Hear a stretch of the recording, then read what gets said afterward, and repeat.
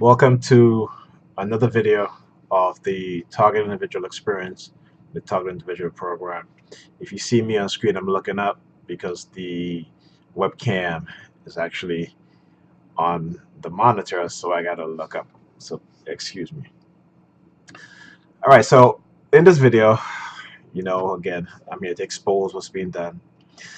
And today I got to thinking, you know, um, this website, psychologicalharassment.com, is one of the probably one of two websites that I go to and read up about what's going on in terms of the Coercive Persuasion Programming and psychological manipulation, as stuff like that.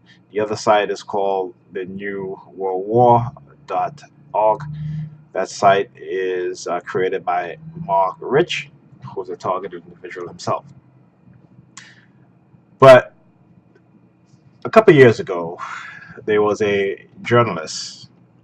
His name was Michael Haston, and he had broke a couple of stories on uh, military personnel, particularly U.S. generals. Right, so he actually took down uh, General McChrystal, I think. Um, don't quote me on that, but I think that's who he took down.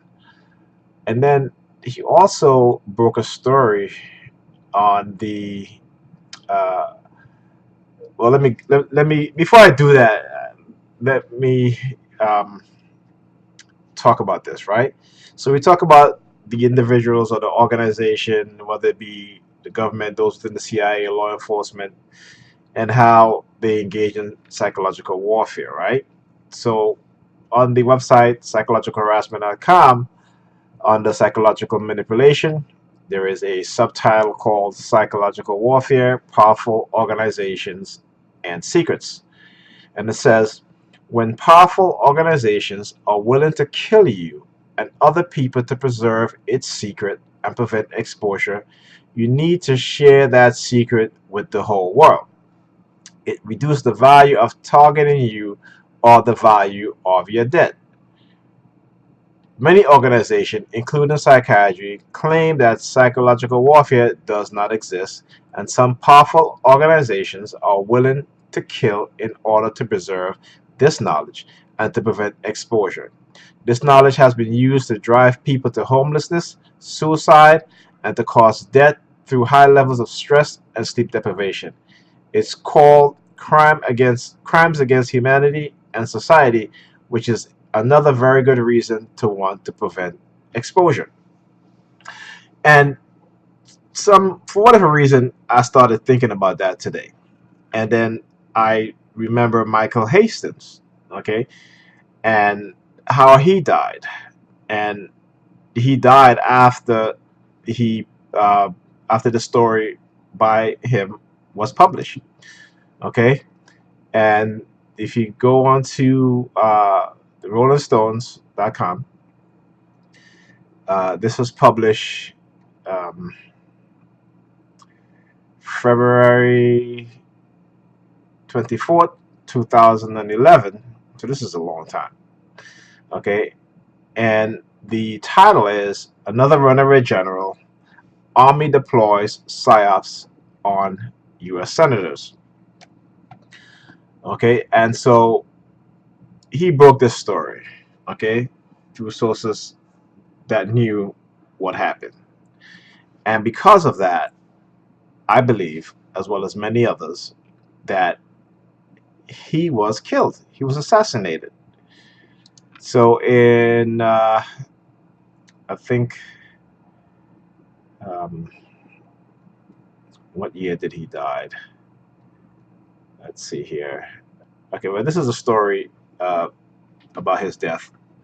All right, published June 18, 2013. And, it talks about his death. And again, I compare him with uh, Gary Webb, who was a again investigative journalist who broke the story in the 90s about the CIA involvement in the crack cocaine era in the United States, particularly in communities of black people, black and Hispanic people. And because he broke that story, he was assassinated. Okay. And again, the autopsy says that he committed suicide, but it says that he shot himself twice in the head with a shotgun. Like, really? Okay.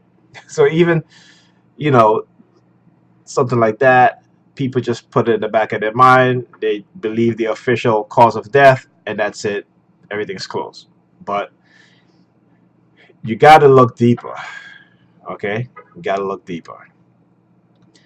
And so, there's without a doubt that Michael Hastings was assassinated. Okay. He was assassinated. All right. So that just goes to show you the extreme measures they would take to prevent being exposed, that they will actually assassinate anyone. Okay. But yet people don't think our government engage in such activity and such behavior.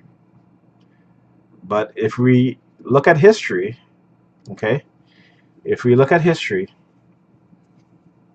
okay, we can definitely see that that is a trend that have been going on since the development of the CIA, the NSA, the DoD. You know, it is the American way. You know, I should say. Okay. All right. So, the reason why I brought that up is just again to show that whenever you expose the truth, that they will try to kill you, or they'll try to eliminate you in any way possible, and they will use a variety of methods. That's why I've shown that you see them sending me death threats, because again, when you expose the truth, they don't like it. They don't want you to expose what it is that they're doing. And I always say, listen, I didn't come for you. You came for me. Okay? So it is what it is. And I'm going to continue to expose what it is that they're doing. Okay, so let's continue. Let's go to the video. So this is yesterday afternoon, on my way to pick up the kids from after school. Of course, you guys know the PSYOPs is a 24/7, 365 days a year operation that they engage in against me. Okay, so every day. Now, I'm not going to be recording this every day, but since they have stepped up the level of harassment to a point where it's very aggressive, yeah, I gotta record until I show you guys exactly, and you can see the patterns, the repeated things that they do. Um, and this is just me gathering evidence to show that this is exactly what is happening. Okay.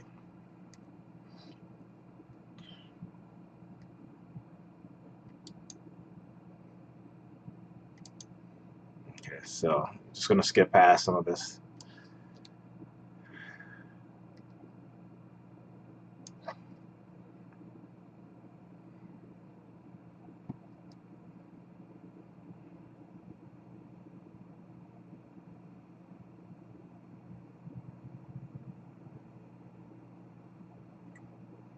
Okay. So what they have done, and I talked about them, how they adjust their targeting when they've been exposed, right? So now,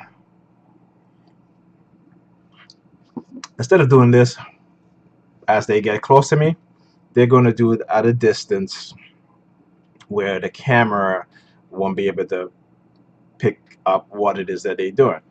And it goes to show you how they are being provided technical information, okay, of how far to stand, how far they have to be in order to psychologically target me, okay, where I will be able to see it, but the camera on my phone will not be able to pick it up. So again, I have to adjust my way of doing things. So I'm going to say what I see, okay, because again, you guys are not going to see it on camera because they're so on video, I should say, because they're at a certain distance, right?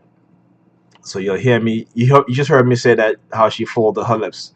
So she did this, okay, as she sees me. And then as I get close, she stops, okay. All right. So actually, I did pick it up. There we go. I didn't thought I would have picked it up, but there you go. Okay, and then she stops. You see how she's staring at me. So they'll do it, and then they'll stare at me, right? So again, there's always phases that they do. So now you're gonna see this woman walking in front of me. There's a guy approaching. Okay, he gonna take out his phone. He stops, and he takes out his phone. Okay, you'll see him there. And as I get closer, he'll continue walking down towards me. Okay, he's looking at me, staring at me, phone in his hands. He's gonna look down at his phone. Then now you see she comes, and then she's doing this, and it's done very briefly. Okay, and now this young lady behind her, doing the hand signal. Okay, so now have you seen the videos, the past couple of videos that I've done? A lot of people wearing red. So now they're gonna put people standing on the street corners wearing red jackets or red outfits, red hats. It's a red car turning. She moves her hands, stick it in her ears. Okay, now there she is, standing there. Okay,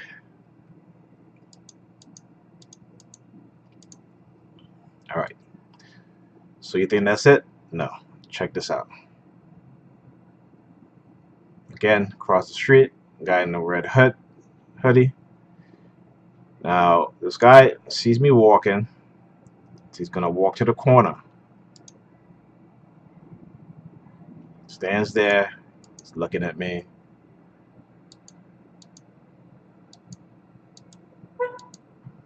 Let's get his face.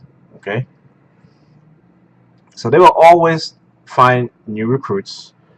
If I expose those perpetrators in my community or on the block or what have you, they will ship in new people, okay, in the area or in the building. If you live in the building, you're a TI, you'll see people constantly move in and out because they're recruiting new people to come in the building to target you.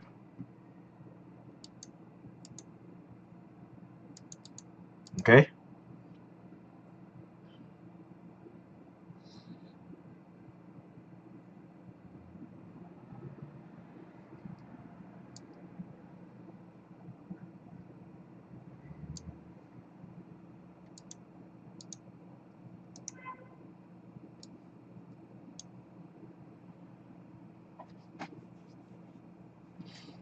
All right.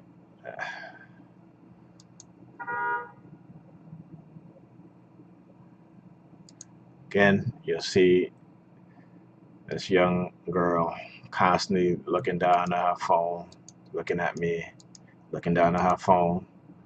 Okay.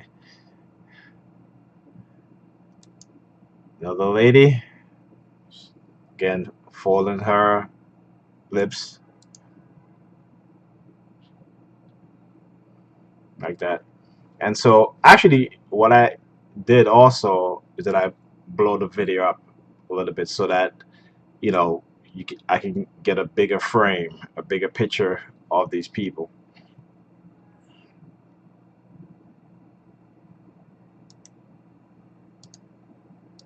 I guess that worked pretty well because I'm able to see exactly what they're doing now.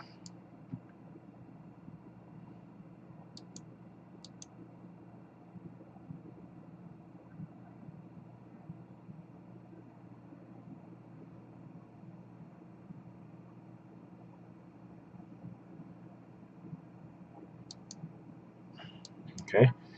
All right. Let's get to the next video.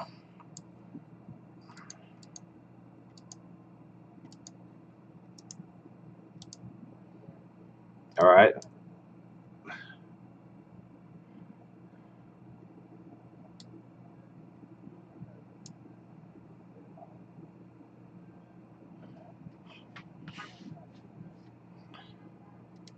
Yeah.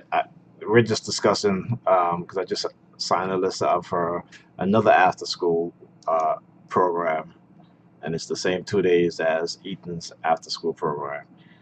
So that's what we're discussing. But I'm going to mute the conversation that we were having, and again, I'm going to just talk over.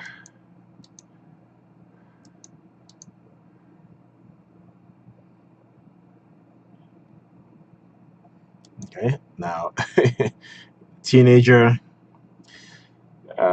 who they recruited, so they'll do stuff like this where they'll walk towards me really fast, or they'll run as I'm walking. They'll either run towards me or run behind me, past me. Okay, and they get very close to you. All right.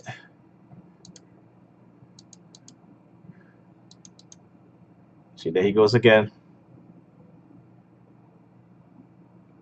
doing this.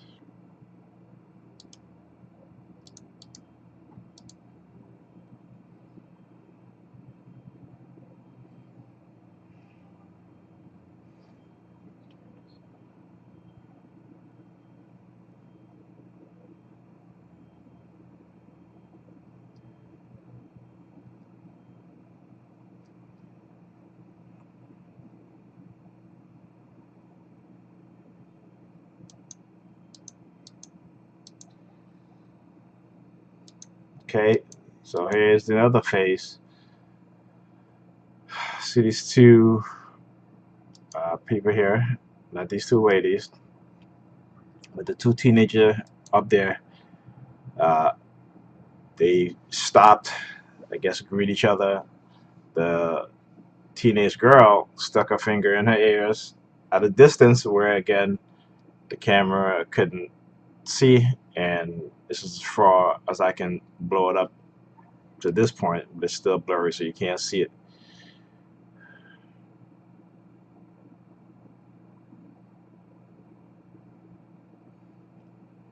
Okay.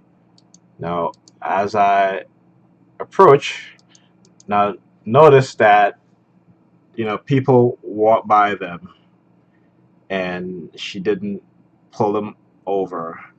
They just stood there talking. But as soon as I approach, she's going to take her hands out of her jacket pocket, and she's going to take it out into where she's going to make her finger like a gun. Okay?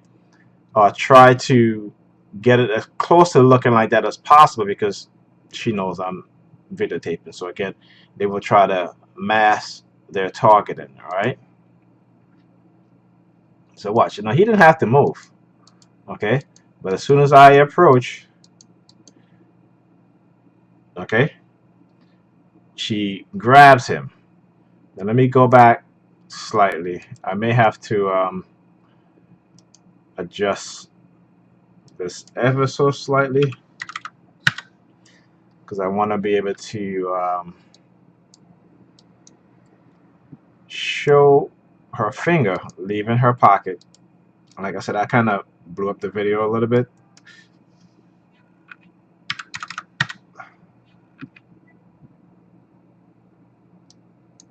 So I'm going to try to get it to where I can actually show her hands leaving her pocket. Okay, so let's see. Okay, so I need to stop it as she's just taking it out of her pocket. It's kind of hard to do, especially with this software. But she takes her finger out of her pocket, you know, like this, right? As I got close. So let's see if I can get it. Ah, see that? Anyway, just missed it.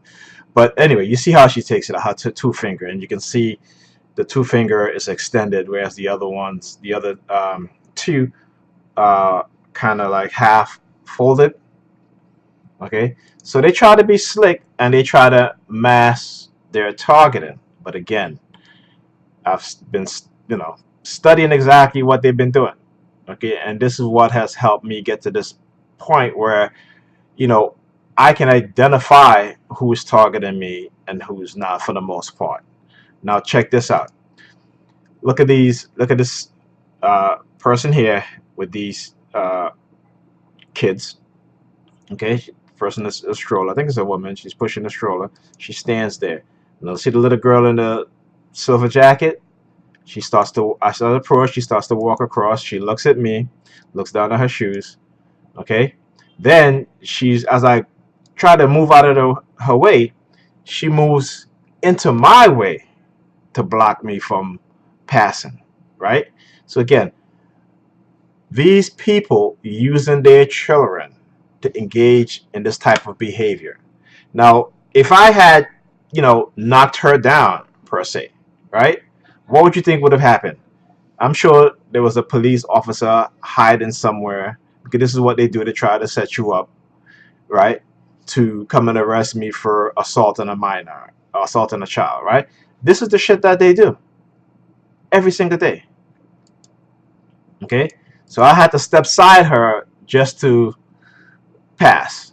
Because clearly you see she came into my way, into my personal space to block me from passing. Okay?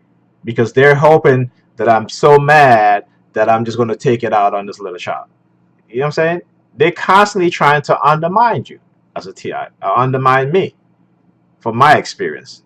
Okay? This is what they do. They continue to do this on a daily basis. And they'll always get new recruits because there's always people willing and able to sign up to participate in this nonsense, in this criminal act. And they think that they can get away with it.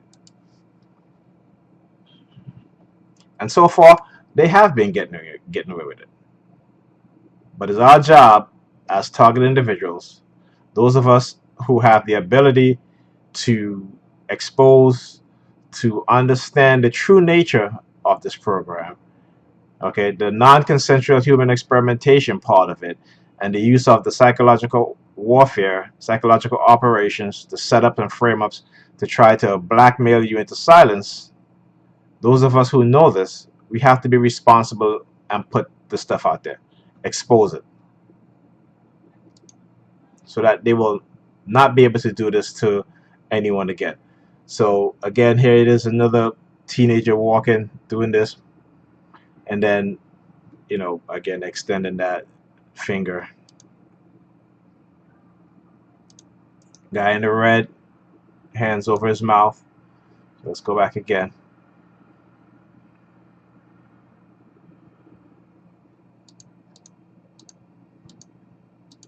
Okay, see? As I approach, does this with the finger extended. I'm not sure if she's trying to make a finger like a gun, so I'm not going to say that, but I can see that finger extended out. Here's the guy in the red coming across, hands over his mouth. All right. Here's another female again, making her finger like a gun. Okay. So they are really stepping it up big time. Okay. Really stepping it up big time.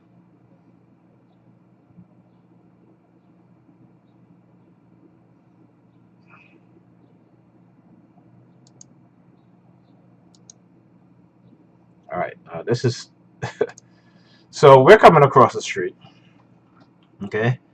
And again, here you have another woman with a stroller, just as the other woman before with the stroller, the little girl in the silver jacket, you know, coming in front of me to try to block me from passing. So we get across the street, and uh, that's me speaking to Alyssa because she almost tripped. She didn't fall down. She almost tripped. I'm telling her to shake it off. Okay, so even though I'm recording, I'm still aware and alert of my children around me. Okay, and you guys see this all the time. I'm always checking on them, making sure that they're in within my sight and they're okay.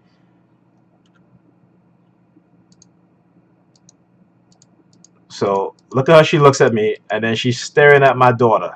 Okay, she's just looking down. She's staring at my daughter like really, really hard.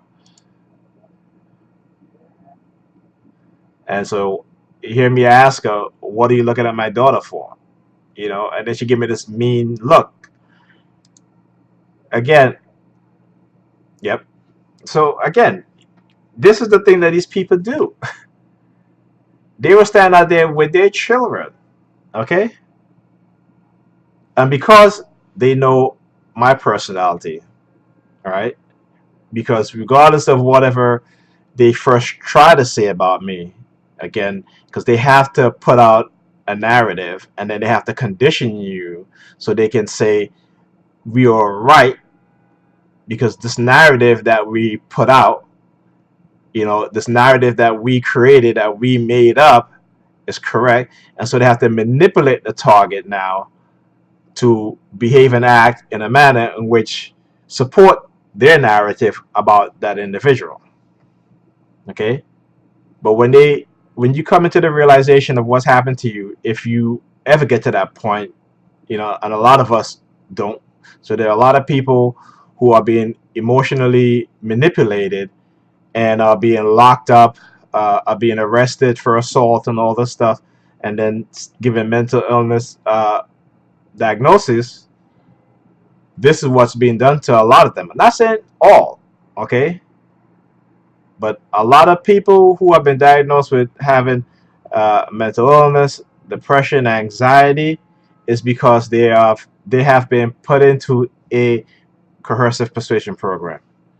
Okay,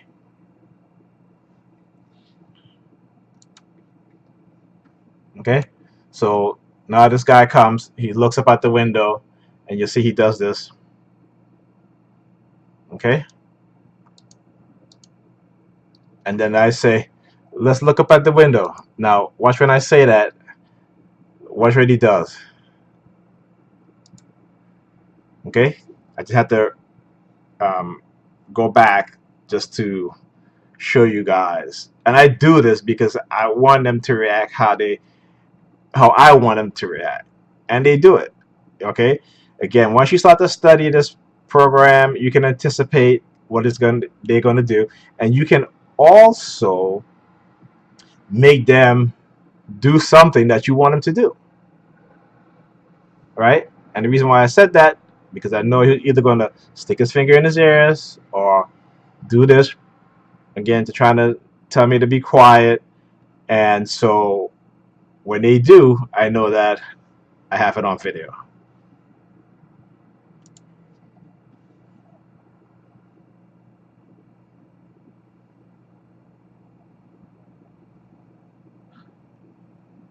Okay, so let's go.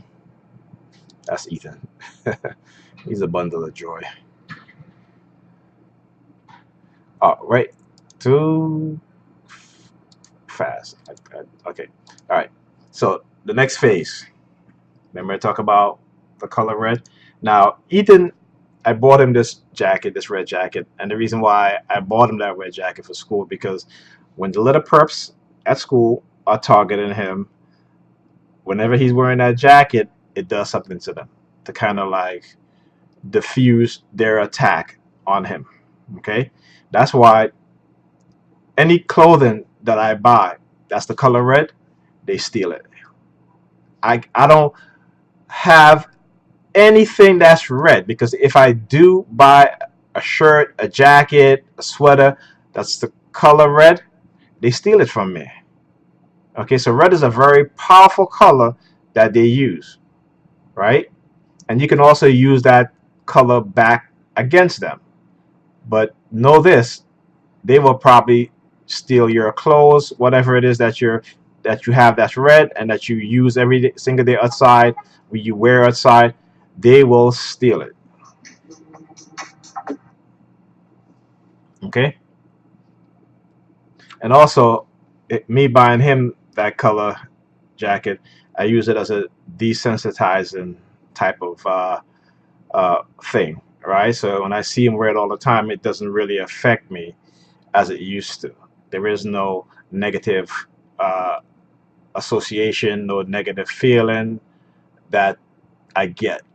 Okay, but again, you can use it against the perps because they know exactly what it's supposed to mean and what it's supposed to represent, and so you could definitely use it against them. But like I said, whenever I buy any article of clothing that's red, they steal it. Okay, so we're approaching the corner. The light just changed, right?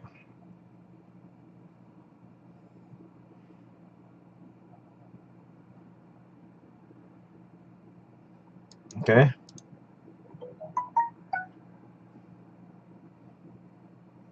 so the light changed. The light is red. He's going to run the light, right? Now, these people are going to run the light. Okay, so see this person stop? Now look, they run the light. Okay, never mind that the light was red and I have the right of way to walk across the street, but they run the red light, and there's a reason for that. Because again, I guess their timing was off with the synchronization. So there you go. Had they stopped where they're supposed to stop, the effect would have been different. And it didn't have any effect on me at all. But I understand the reason why they run the red light so that the red vehicle can, you know, show up right there as I'm walking across the street to the other side of the street.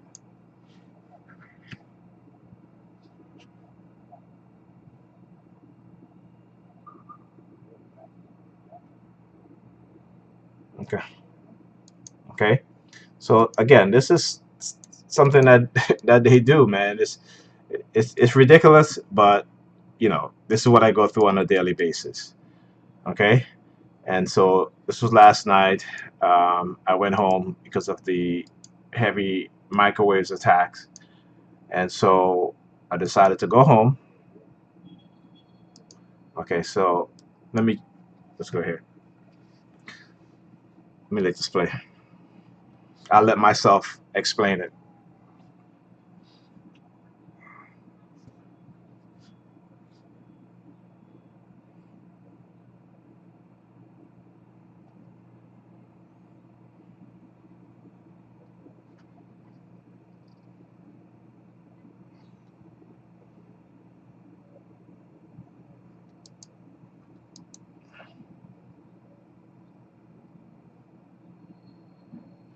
Okay, so I was trying to zoom in so you guys can see the hand signals that he was doing. Because you see his hand move up. So what he did is basically, again, the two finger sideways instead of up, like that. He does it sideways. These gang signs that they're doing.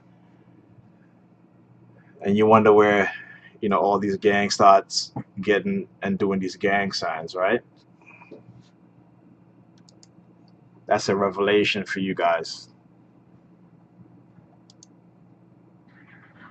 And we all know that it was uh, the gang started as a direct result of the CIA effort to destabilize these support groups in the black community, like the Black Panther and other uh, black support groups that were trying to help the people in their community.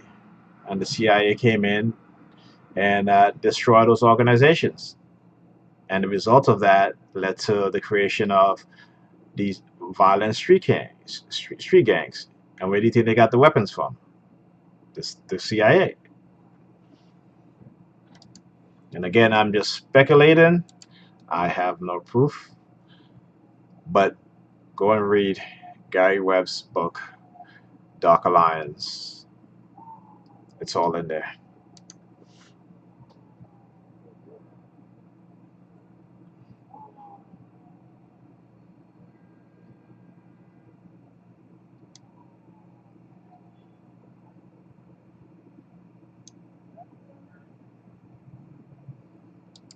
Yeah, that's me yelling because somebody came up on one of the parking space, told them I was leaving. Then another car pulled up behind her, honking the horn, and I just told her, "Stay where you are and let the individual go around you." Okay, so as I was gonna say, so you saw he drove up, right? Because he needed to be at a distance where the camera won't pick him up doing the hand signals. Okay, and that's what some of them have been doing, or they've been, you know, wait until they're almost past me to do it, and that's why sometimes you see me turn the phone so I can get a video of them doing what they're doing as they pass me. So again, they adopt, I adopt. All right. So let's just go, and that's me going home. Uh, Again, let me get to the next video. Okay, because they're not done. All right. So as I am driving, approaching this intersection, see this black vehicle. The minute that I cross the light, he turns on his hazard light, and as I get past him, he turns it off. Let's see that again. So here I am, the light changed, driving across the light. He turns on his hazard light, and as I'm past him, he turns it off. Okay? So just to show you that these people are sitting there waiting for me to approach so they can do these things while sitting in their car. All right? And then I had to, I said, you know what? Yes, exactly.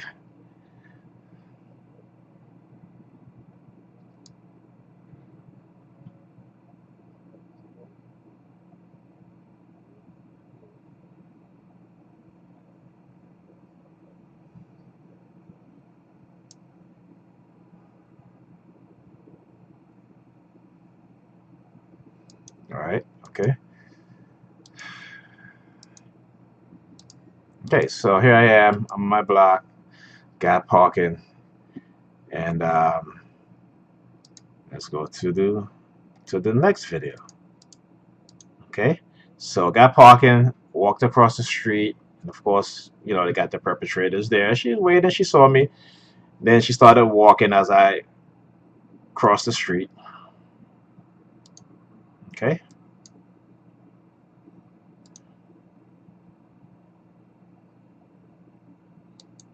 So there she is.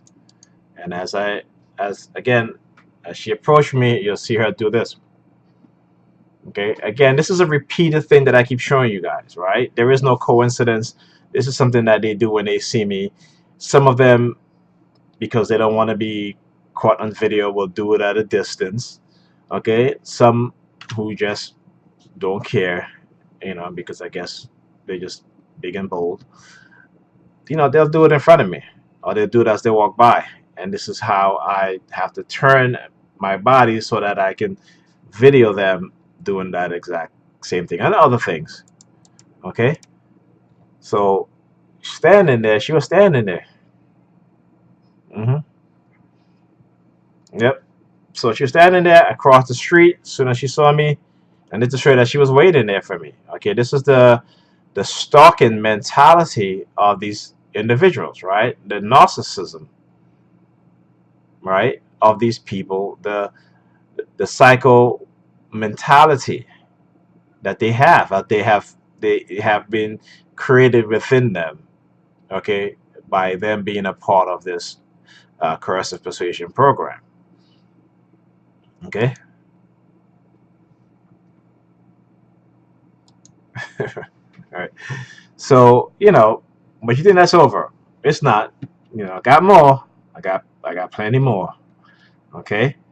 So this morning at around 6:45 a.m., I left the house to go back by Pam because she had to get to work early, and I told her I'll be there early, just to you know take care of the kids so she can leave early, which didn't work out. But we get into that later. So here I am, just got to the car, sat down, turned on the car.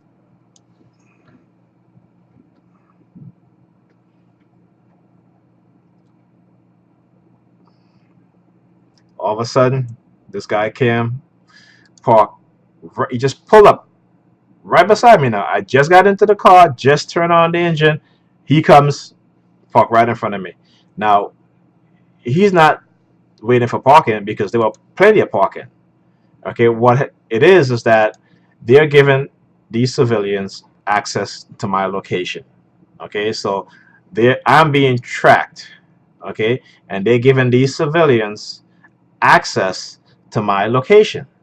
Okay, tracking me, whether it be with their cell phone or through the remote monitoring, giving them instructions. That's exactly where to go, and they're following along, and they end up right there next to me. So this is what he does. So he pulls up next to me, takes his phone off of the phone holder on his dashboard, and just stares at it. Okay.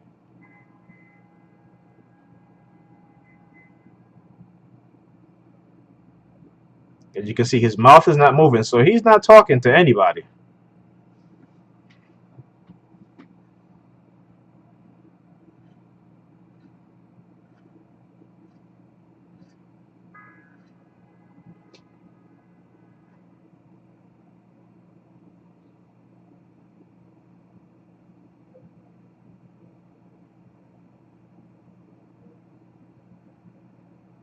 Okay, he puts it back,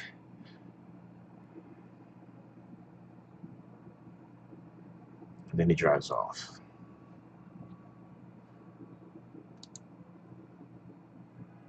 Okay, let's let's get the license plate number.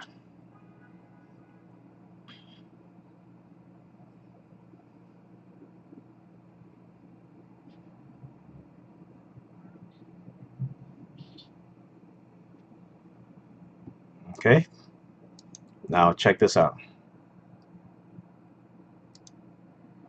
So you'll see he wasn't waiting for parking. There's parking here. There's parking here, and you can see it.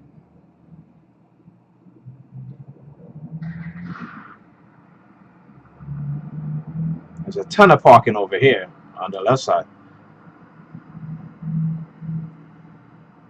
Okay, and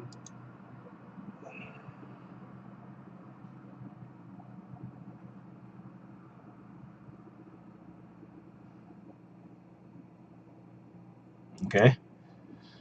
So this video of me going to Pam, but I'm not gonna play it. So when I got to Pam, and I left last night because of the microwaving, and I knew where it was going to lead to. And you know what? I guess it couldn't be prevented because when I got there this morning, an argument ensued. Right, and this is what happened every time we're being microwaved is the argument. For some reason, she gets in a bad mood and just start doing things and just like, come on, you know. And then they're like back and forth. So let's go back here. Um, Press the wrong thing. Okay, so got in the car, took the kids to school, waiting for her to get back. And of course, they're going to see the vehicle parked up right in front of the only open space by the school. Okay. And guess what number is in the license plate, right? So, again, you'll see here. Shoot. That's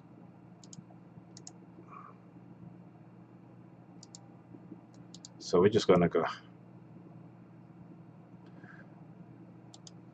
but that's the whole argument, which I'm not gonna play. Um, but this is the interesting part, right? So she's supposed to go to work early, but of course, because of her ability to not um, manage her time efficiently, she ended up leaving late because again she couldn't find certain things because she don't know where she puts it. And I tell her all the time, I said, you get in the house, you put your stuff all over the place, you don't put it somewhere where you can find it. You take your wig off, you throw it on the floor. You take your sneakers off, you put one side, in your bedroom, the other side's in the living room. And then the next day when you're looking for it, you all over the place. And that's why you can never get to work on time. And that's why I'm always waiting for you outside for 20 minutes to half an hour because you can't find nothing, right? So she doesn't want to hear that. So when you try to tell her these things that she's doing that's hindering her, she does not want to hear it. Okay, and this is what pisses me off or gets me upset, right? Because then I got to hear, oh, I'm tired. I'm going to work late. She never wants to take the responsibility and say it is my fault and my actions as to why I am always getting to work late and my inability to go to sleep at a decent time so I can get 7, 8 hours of sleep. You know, it doesn't take a person 4 to 5 hours to wind down, and you're going to sleep at 1:30 in the morning. That means you're not falling asleep until like 2 o'clock, 2:30. So trying to get her to understand that it's like talking to a brick wall. And so we get back into this because she gets back. I mean, you know, she'll get a little better, and then it's like she takes 2 steps forward, and then she goes back 10 steps backwards, way to the extreme. And I'm just like, come on, why do we always got to come back to this? You're gonna progress, whether it be in what you're doing in your relationship, but you can't say, okay, you're gonna take you know 2 steps forward and then you turn around and do a complete 360. I start doing the opposite all over again. It doesn't make any sense, and so we always end up in this cycle. And I keep trying to tell her this, having to I'm trying to make her understand the pattern and for her to see it, but you know I can't, and she can't.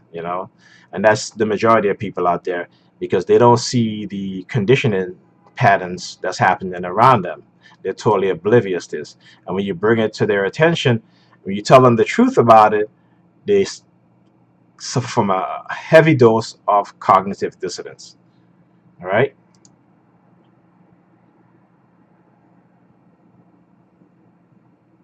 so and again, this is what they do.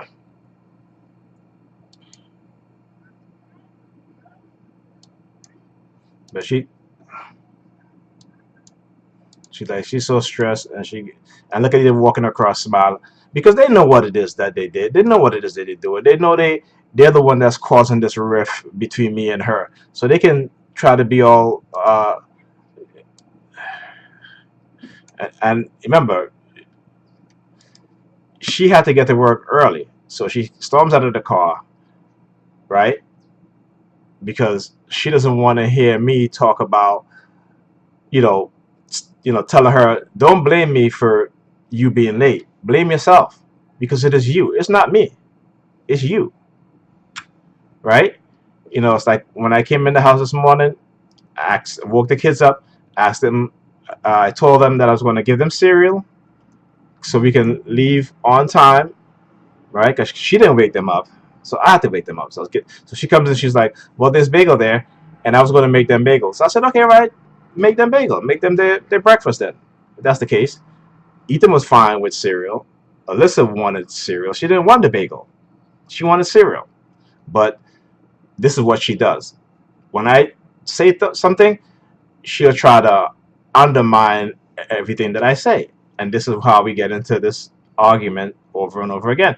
And this is the direct cause of them manipulating her.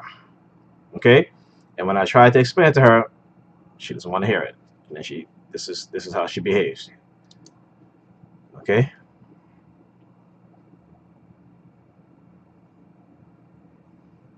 it's funny.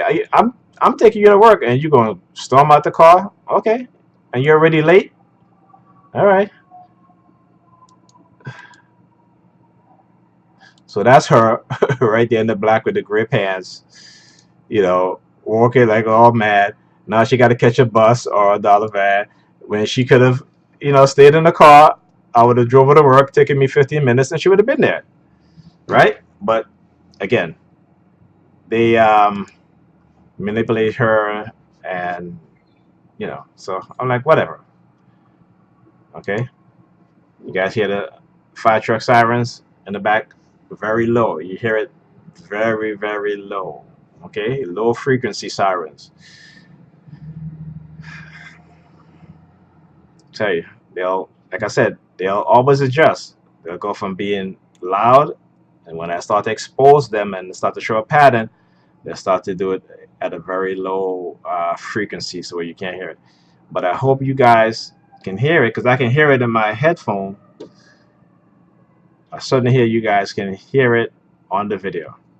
But this, you guys should know every time I do a video, there's always going to be sirens, right? Because they don't want me doing it. So this is their way of letting me know they're dissatisfaction. They're dissatisfied with me because I'm doing the video. But I don't care. Okay, so well, that's it for the video, and we'll see you guys on the next video.